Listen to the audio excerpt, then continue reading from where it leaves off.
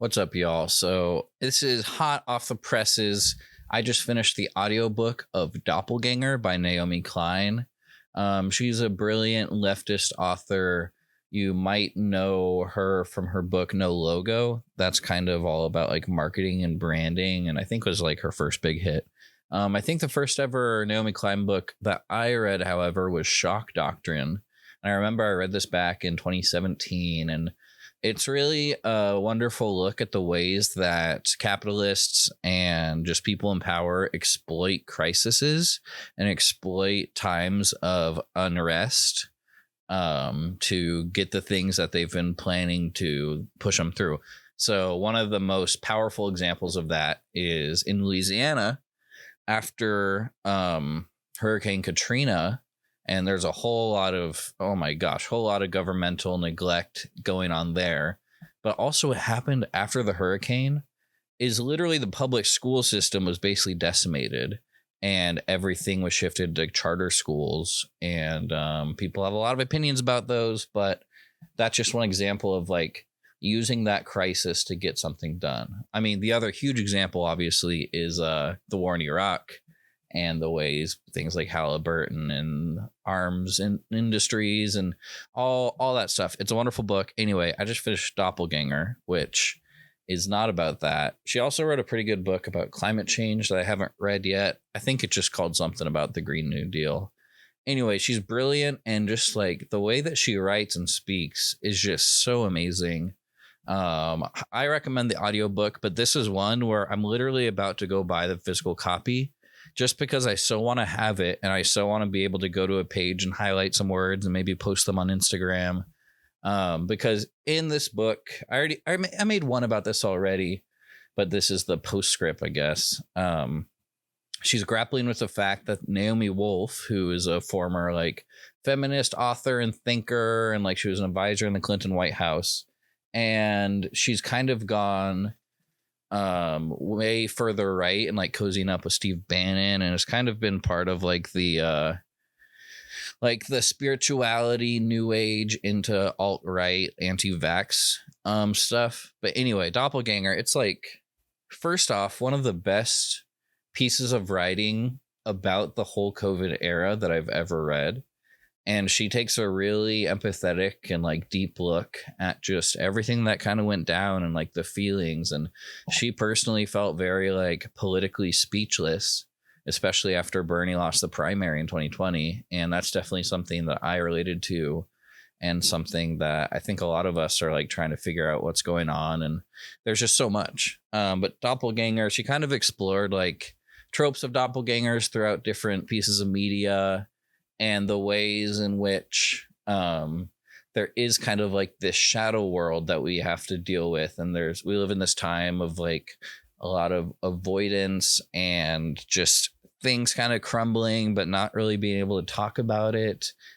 And I just think anyone should read this, and especially in this time of grief. It's really helped me, and I'm kind of pissed. Like, I wish I could just have somehow like inserted this entire book into Riley's brain, and maybe that would have helped them see the world as still scary and daunting, but to know that there's other people who worry about the same things. And I don't know, obviously it's not what happened, but in my trying to understand the world with the conditions that led to wherever we're at now, and understanding kind of the suffering and the structures and the powers that be, I think this book was amazing, because it's really looking at the ways that like QAnon and a lot of conspiracies, in some ways they do hold emotional truths that obviously like a lot of it is complete utter ridiculousness, but for some it's almost like taking the pains of capitalism and of this world and kind of the disconnection from the alienation that like our neoliberal order creates,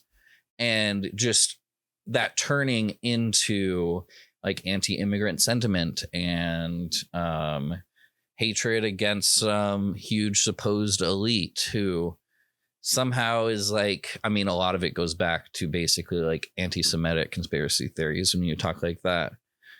And it's like, yeah, there are massive powers that be, and huge sums of capital that are causing a lot of issues that we face and that prevent a lot of the solutions that we already know about.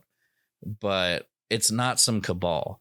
But I think Naomi Klein really empathetically looks at like why people go into those spots. And I mean, even the last couple of years, I've definitely known some people and talked to some people who like you can fall into rabbit holes. And Riley certainly, especially with their mental illness, was susceptible to that. And it was good to kind of pay attention to these things. Like I've talked a lot. It's like something that I pay close attention to because I think it's politically interesting. My one claim to fame is I feel like it was summer 2020. I posted some like long thing about, hey, y'all, QAnon is going to be a much bigger part of this upcoming election than I think a lot of people realize. And I'm going to say I'm right because January 6th, like QAnon is a big part of that pressure that was building and the webs of misinformation and the righteousness that this needs to stop, and believing the big lies about Joe Biden stealing the election and stuff. And kind of just, yeah, this whole book really talks about the split consensus reality that's happening politically in this country, while also talking about a lot of the failures of like the Democrats and the like liberal, neoliberal like world order, and ways that a lot of this like rage and confusion works. And she also talks about how like there are a lot of like new age type people who are falling more and more into kind of more far right politics, and I think that's worrisome. And anyway, this book was just amazing. Like I obviously am biased, like I believe the same things as Naomi Klein, but this was a heavy book, talks about a lot of heavy stuff, and so might not be for everyone, but I really, really appreciate it. So that's my book report. See ya, gang. Show and tell continues on my Instagram story. Bye.